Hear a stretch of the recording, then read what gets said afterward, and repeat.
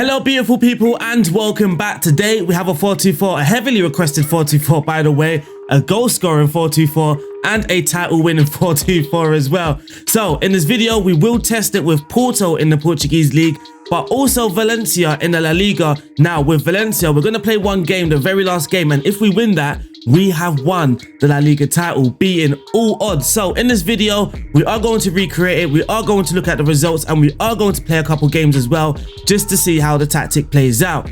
If you are enjoying my type of content, make sure you are subscribed, you can like the video, leave a comment, share it. All of that is going to help the channel. Shout out to my Patreons, and lastly I am on Twitch as well, so follow me over there and I guess watch me stream live. But for now, let's get stuck into this video and let's move over to the next screen. Welcome back people, and as you can see, Porto were the Portuguese champions, and as you can also see that we do have a final and very important game to play. It's the Portuguese Cup Final, so we will play that, and at Valencia we will play the very last game of the season to try and snatch that La Liga title. But let's look at some of the results in a little bit more detail. With Porto, we played 34, we won 29, we drew 4. 3 of those 4 draws came away from home, and we also lost just that one game at home to Estoril, a team that we really are expecting to beat. So a little disappointing there. We scored 109 goals, which is by far the most goals in the league, and we also had the best defense, conceding just 25. So as we can see here, we scored the most goals with 109. We had the most shots for. We came in second with the fewest shots against. Best pass completion, I mean, possession stats, we don't really care about that because this isn't a possession based tactic. For the most tackles won, we come in 4th place. Most dribbles made, we come on top. For the most clean sheets, we come in second, and for the fewest conceded, we come in top. For the play stats, we have 2 of the top goal scorers, Tony Martinez and Mehdi Taremi, one scoring 22, the latter scoring 21. Ivan Nilsson scored 16, Galeno scored 15, a lot of goal scorers in this tactic. Fabio Vieira with 20 assists, Galeno with 12. For the most shots for, we have Tony Martinez, Ivan Nilsson, Galeno and Mehdi Taremi all in the list. We have Fabio Vieira and Pepe in the most man of the match awards list as well. For the most key passes, Fabio Vieira with 196, Otavio with just 94. Best pass completion, nobody there. Most tackles won, nobody there. Most dribbles made, again, nobody there, but I'm guessing that was more of a team effort considering that we did complete the most dribbles as a team. For the most clean sheets, Diogo Costa with 12 clean sheets, and for the fewest conceded, Diogo Costa with 16 conceded goals. My god, that is a struggle. Now looking at the squad stats, who were the top goal scorers? Tony Martinez with 34 goals in 35 games, Mehdi Taremi with 24 in 21, Ivan Nilsson scored 23, Galeno scored 20, Fabio Vieira scored 18, and João Mario scored 10. So like I said, there is a lot of goal scorers in the side. You can see basically the whole team did score a goal. The players that didn't score a goal, I mean the goalkeepers, of course they're not going to score a goal. A young centre back that only played 1. Peglo didn't even play a game. Leo Burgess as well, he only played 1. So I mean technically everybody scored apart from Matisse Uribe and Wilson Manafa, if that's how you pronounce their names. But now looking at the most assists, Fabio Vieira with 28 assists, Galeno with 16, Ivan Nilsson with 13, Otavio with 12, and Sanusai, I believe that's how you pronounce his name, with 10 assists. Now we can move over to the data hub, and with the team attacking stats compared to the other teams or compared to the Premier League average, for the goals per game, we scored 3.21 goals per game, which is absolutely incredible. We were expected to score 3 goals per game, so we are outperforming our XG as well. For the shots per game, 23.82. For the shots on target ratio, 49%, again, very good. For the most dribbles made, 11.12, higher than the average. Cross completion is also higher than the average, and so too is fouls against per game. Now looking at the attacking efficiency, we were aggressive, we were clinical. Defensively, we were quiet and impenetrable in defense. For the shooting, we were aggressive, high quality. Goal output, high quality but with strong defending. And looking at the XG table as well, we were expected to score 102 goals, but we actually outperformed that or overperformed that with 6 goals. For the expected goals against, we were expected to concede 26, we conceded 25, so again doing better. And for the points, expected to get 82 points, but we outperformed that by 9, getting 91 points. But that there is enough for the results with Valencia. We will look at the results at Valencia just before we do play that game, but for now, let's head over to that tactic screen to have a look at how we created this beautiful and boost tactic. What the hell was that? So here we are at the tactics screen, and not to confuse anybody, there is 3 different versions. We do have the main version, or the original version that we created at Porto, that has 2 inverted wingers. Then we do have a main version at Valencia where the left winger is inverted, but the right winger is just a standard winger. But the pressing is also slightly different. I actually do believe the pressing is different in each league, so not just one pressing system will work in all different leagues, if that makes sense. The pressing system that works in the Portuguese league, you might have to tweak slightly for the La Liga. And again, if you move over to Premier League, you might have to tweak it again slightly. If you move over to the Serie A, you get the gist. But that's it. We also have a cautious version actually as well. So when you do play against the bigger sides away from home, we do have a cautious version helping you get those important results. Now, let's actually look at the Porto tactic here. It was kind of based off the real life tactic. In real life, they do play kind of a 4-2-4 or 4-4-2 even, and it's kind of attack heavy, press heavy as well. It's kind of based around that, but you know us, we make things different. This is the 4-2-4 perfecto, and it is kind of a beast tactic. So let's get stuck into it and start talking about why and how it works and how we did create the tactic. Now, I always wanted to create an effective 4-2-4 for FM22, but I always struggled with the balance. Now, one of the things that I kept doing is using more attacking wing back. So for the left back, I would kind of have a fullback on attack or my go-to wing back on support. And I just kept doing this every single time. We kept getting hurt down the flanks no matter what. We could get a lot of chances, we could score a lot of goals, but we were always vulnerable on the transition. One thing that I just tried out, because of my stream, we do use wing backs on defend in my stream, and kind of does work. It is kind of effective. The left back, Jose Gaya at Valencia, his average rating is around 8, which is absolutely incredible, especially for a defender on defend. But here we were using Zaidu Sanosite, and as you can see, he played 29 or started 29. He scored 2, he got 10 assists, and his average rating is at 7.40. I mean, in the Champions League, his average rating is 8.13. So the player in this role or in this position absolutely performs out of his skin. So up top, we have an advanced forward, and we also have a poacher. The poacher is actually the main goal scorer. The advanced forward is very, very effective this year. It was last year, but even more so this year. And then next to him, of course, we have the poacher, the main goal scorer. He doesn't really do anything. His main job is just to score goals. Now, on the flanks, we have 2 creative players, 2 inverted wingers. They have identical instructions: take more risk, cross more often, and shoot less often as well. And their main job is to create in the wider areas and also in the central areas as well. Inverted wingers, when they do get the ball, that is when they would make their movement inside. So thank you to the new patch for fixing that. In midfield, we do have the box-to-box midfielder and a central midfielder on the defensive duty, kind of that number 6 and that number 8 role, where the number 6 will look to drop deep, collect the ball, try and control the tempo of the game, and try and stop the opposition from getting counter-attacks. Then we have more of that injured midfielder getting up and down the pitch, being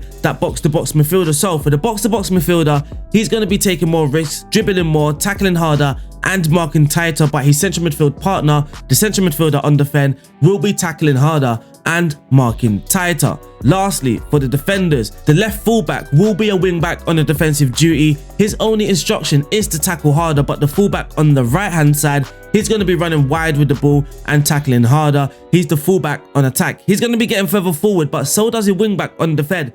Just because he's on defend, don't get it twisted thinking he's not going to get further forward. And when he does look to supply the strikers or be creative, get ball into the box, he will do so in a more deeper area. He won't drive down the byline and get crosses in from the byline. He'll kind of position himself in this sort of area and then try and put balls inside the box, which is also very dangerous. And lastly, in defense, we have 2 ball playing defenders, both dribbling less. In goal, we have a super keeper on defend with no added instructions. But now it's time for those team instructions. Our team mentality is on attacking. It's quite simple. We want to be direct. We want to get the ball from the back to the front fairly quickly, and we also want to get bodies further forward as well. It's a 4-2-4, so why not take advantage of the formation? The formation naturally gets players forward, so why not absolutely abuse that idea and go for the attacking mentality? The attacking width is set to fairly wide. We are not changing a thing in that area. We will have an overlap on the left and we will have an overlap on the right. When our wingers have the ball sometimes, or from time to time, they will hold up the ball and wait for their wing back or their fullback to get further forward and create a nice relationship, kind of an overload in those wider areas. So we can be occupying opposition defenders out in those wider flanks, and that gives more space for the advanced forward or for the poacher to do their thing inside the box, I guess. So overlap on the left, overlap on the right, and we are also going to be playing out from the defense. The passing directness is set to shorter. Now that doesn't mean that we have become a possession based side, it just means we become a little bit more cautious with our passing. Instead of being more direct, now we're keeping the ball on the floor more often than what would happen with the attacking mentality. And for the tempo, we are going for extremely high. Again, importantly, getting the ball from back to front fairly quickly and taking advantage of this formation. In the final third, we are going to be sending in whipped crosses, kind of unusual. We don't really share tactics with whipped crosses, but today, that wink felt so awkward. And for the dribbling, run at defense as well, trying to keep that very attacking minded mindset.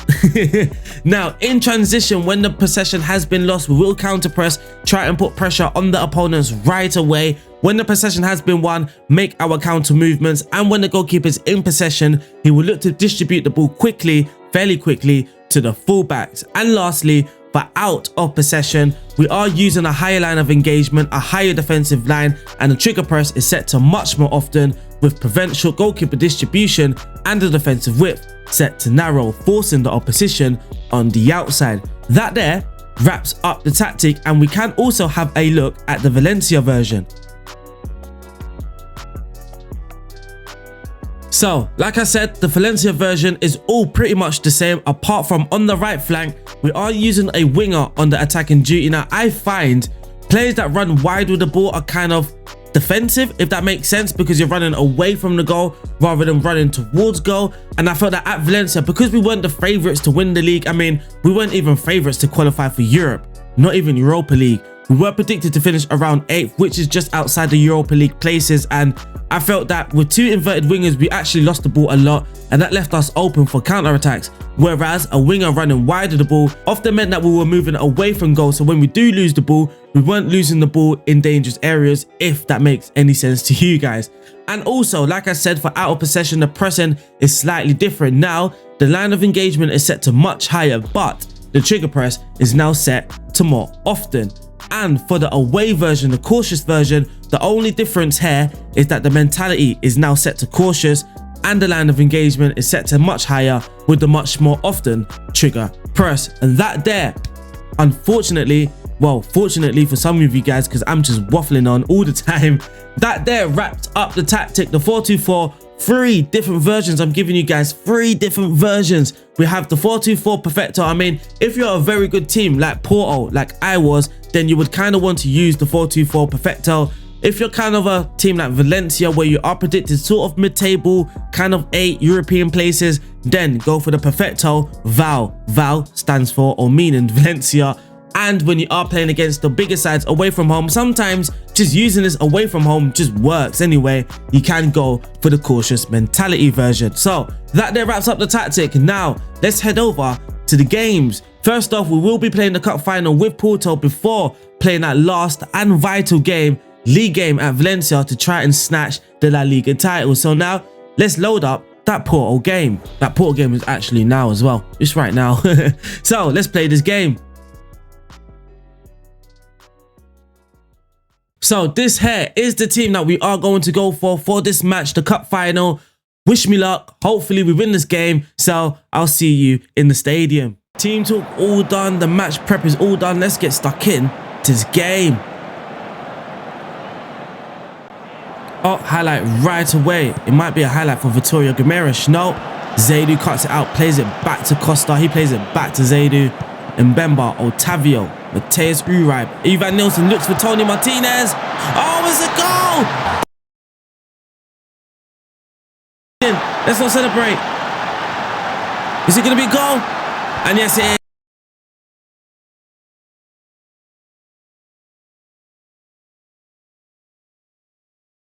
Come on.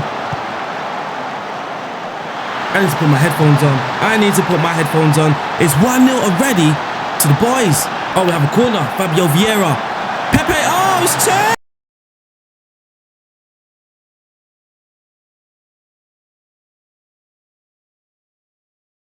It is 2-0 in 6 minutes. Absolutely incredible.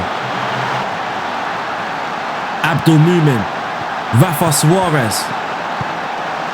Some nice play here by Vittoria. But we cut the ball out, and now it looks like we're going to go on attack right away. Tony Martinez now running at the defenders. Fabio. Penalty! Surely. And yes, it is. It is a penalty to FC Porto. Is it going to be 3-0 before 15 minutes? Oh, penalty awarded. Penalty awarded. Who's stepping up? It's Galeno. Oh!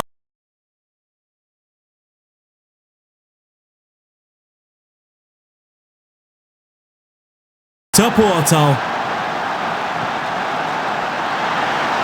Oh, here we go. Another highlight. Tony Martinez. Vittoria getting absolutely ripped apart here. Otavio. Tony Martinez. Oh, we smashed the post. Here's João Mario. Tony Martinez. Back to João Mario. Back to Tony Martinez, I believe. Far post. Ivan Nilsson. Off. Or is it off? VAR checking. And he's given.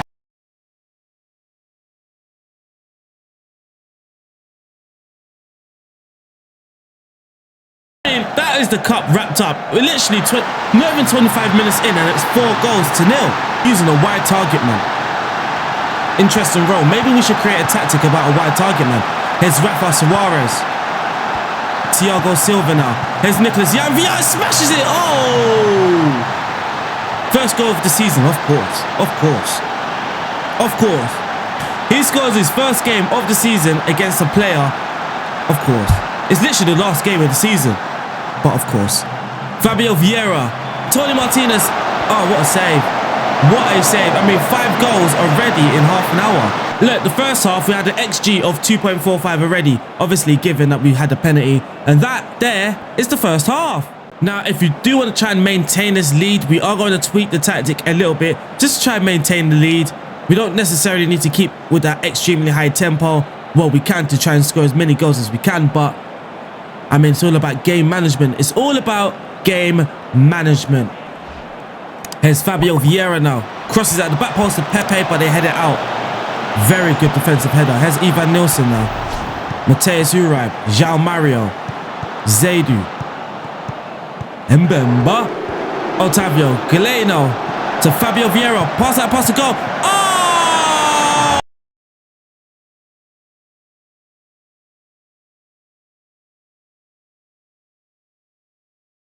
What? That was football, but what an assist as well.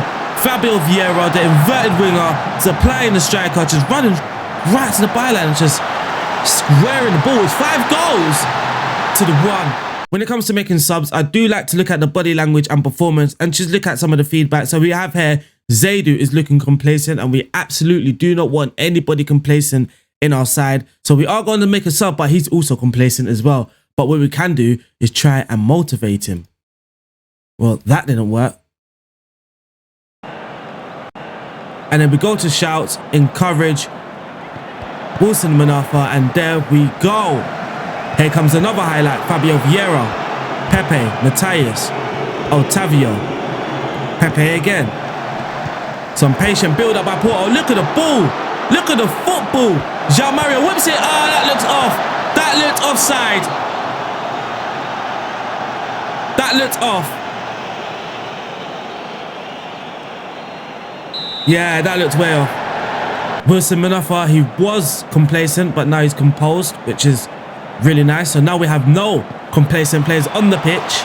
Otavio picks up the ball, plays it back to Fabio Vieira. Is he going to do it again? Oh, great defender. Oh, what's going on? Fabio Vieira, I mean, that looks like his favourite thing, his trait. run down the byline and just put the ball across. And that there wraps up this cup final. And as you can see, the Portuguese Cup Final, Porto were the winners. I mean, let's play that Porto music.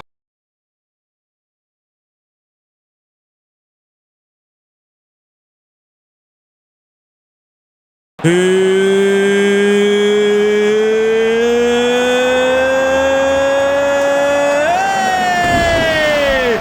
are the champions, but that is the Portuguese Cup Final.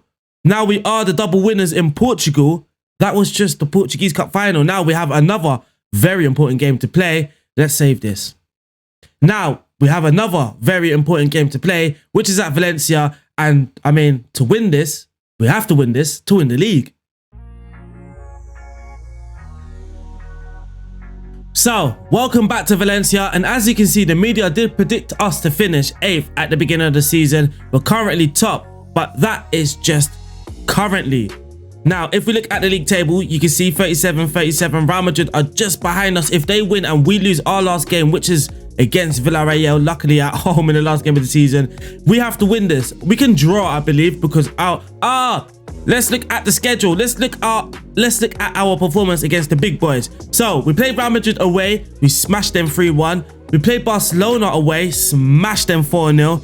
We played Atletico Madrid away as well, smashed them 5-3. I say smash because that game, how they scored 3 goals, I absolutely do not know. One was a penalty though. We played Real Madrid again at home, we beat them. So head to head, we are good against Real Madrid. Barcelona, we drew against them 0-0. I believe we lost. Yeah, we did. We lost at home to Atletico Madrid as well, and we lost 2-1 away to Seville. We scored the most goals, 107. Look how many goals we are scoring. The shots for Valencia at top. The shots against, we do come in 4th place, so the 4-2-4 isn't the best defensive tactic.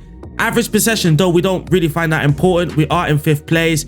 And for the most clean sheets, we come in 3rd. Fewest conceded, we come in 3rd again. Defensively, we are okay. We are solid enough, but it is a 4-2-4, so you will concede some goals.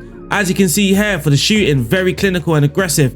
And for the defensive efficiency, we were quiet and impenetrable. Now, looking at the XG table, because I absolutely love doing this. For the XG, we were expected to score 97 goals. We done better by 10. For the expected goals against, we were expected to concede 33. We actually conceded 24. If my maths is correct, my maths is usually bad. And for the expected points, we did expect the highest points in La Liga, but we did overperform by 12. And looking at the squad stats, we have Hugo Duro. I mean, he's not even the best striker.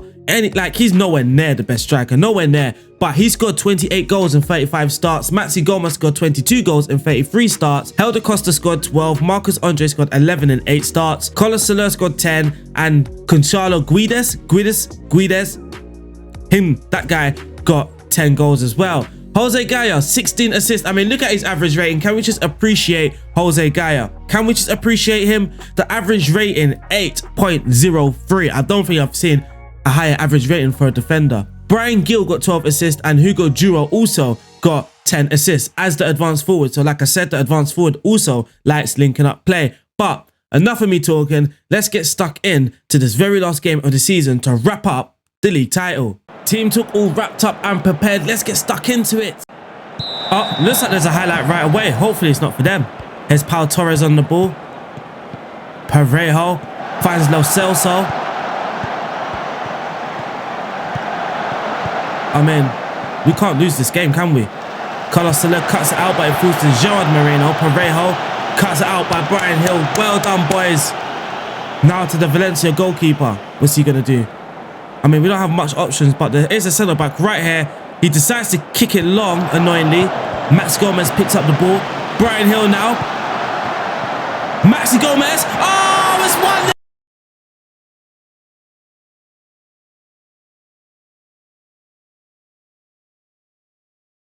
The tactic is firing today. Brian Hill, he just cuts back. He stops, cuts back, finds Maxi and smash into the bottom corner. 1-0 to Valencia already. At what Real Madrid are doing, but there's another highlight. Villarreal playing out from the back. Gabriel Paulista cuts it out. Here's Moriba now with the ball. Finds Hugo Duro. Maxi Gomez. Oh, the football. That looked off. It looked off. Oh, Guedes looked off. That would have been champagne.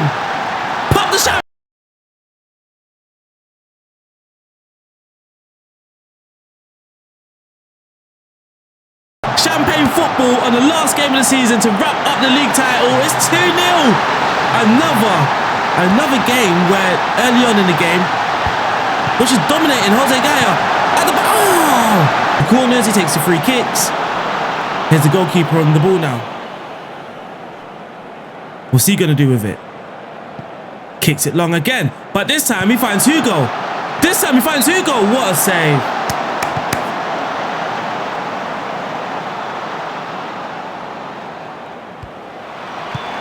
Oh! Another save. I didn't even think that was going to be a highlight. Oh, he's a beast from corners. We have to check his corners. It's got to be the reason why his average rating's so high. Here's Thierry now. Diakabi. Thierry. Brian Hill. Back to Thierry. Back to Carlos Soler. To Gabriel Paulista. Look at us. Look at the confidence. Oh, football boys. Oh. Oh, no. Maxi. Oh, of course he gets cut out. Oh, no. It's a highlight to them. Oh, no. Good cut out. Maxi holds it up to Hugo Duro. Gabriel Paulista. Jose Gaya. Referee. Carlos Soler. This is what I love about the wing back on defend. He always gives us an option when building up from the back. Hugo Duro. Oh! He's got to be scoring. Now we can check this Real Madrid score. They're still drawing 0-0 against Atletico Pamplona. And it looks like we're going to go into half-time with that 2-0 lead. I mean, what a half. What a half for Valencia. Outstretched arms. Keep it up. Keep this up. Now I'm going to keep my eye on the body language. This is practically what I do all season. When I'm making subs, if I'm making tweets during the game, I keep my eye on the body performance, the body language and performance. And obviously keeping an eye on the tactic. Tweaking whatever I feel needs to be tweaked right there and then. But here comes Villarreal. Well done, keeper. Well done. Kicks it long to Guedes, but it's cut out by 1-5. Here's Yeremy Pino, a great talent. Oh, they're on a chance now. Hugo Dia, and of course, they score with their first shot in the whole game. The whole game is their first shot, and they score it. Absolutely outrageous. One shot, literally, in the whole game, and they score it. There's Maxi Gomez with a free kick. Cut out, but that's poor communication. The goalkeeper has to be collecting that. Here's Guedes now. Oh, back pass, Brian Gill. Game ref. No.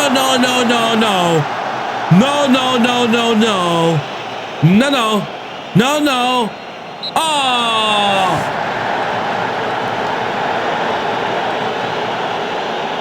But we do have a free kick on the edge of the box. Is this going to be a smackaroonie? Maxi Gomez. Smackaroonie. Oh. Get to make a sub. Diakabi. Carlos Soler. Here's Thierry now. What's he going to do? Carlos Soler. Diakabi. That's a ball. Hugo, this is you now, son. We're also going to give him a little shout as well. Apprehensive. Give him a little shout. Diakabi cuts out the ball. Here's Mariba now. He looks for Maxi Gomez, but in truth, it's a poor pass. He was never going to get in the end of that. But Diakabi cuts it out. Mariba plays a better pass this time. Here's Guedes. Maxi. Game done.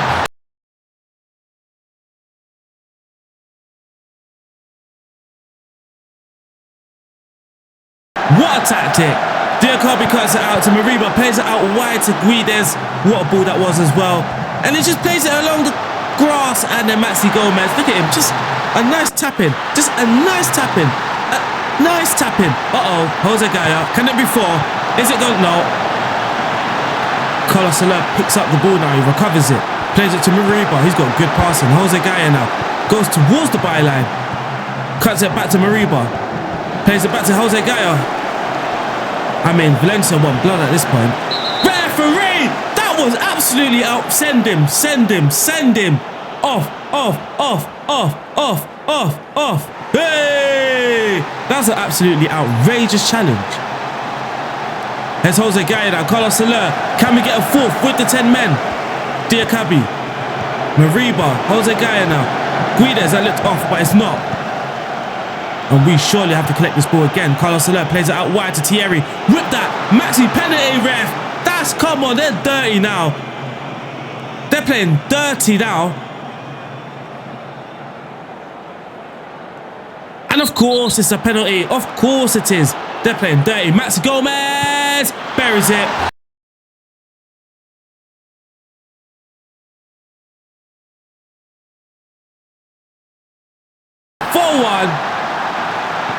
Two high-scoring games, thank you. Look, they've had one shot, one on target, and one goal.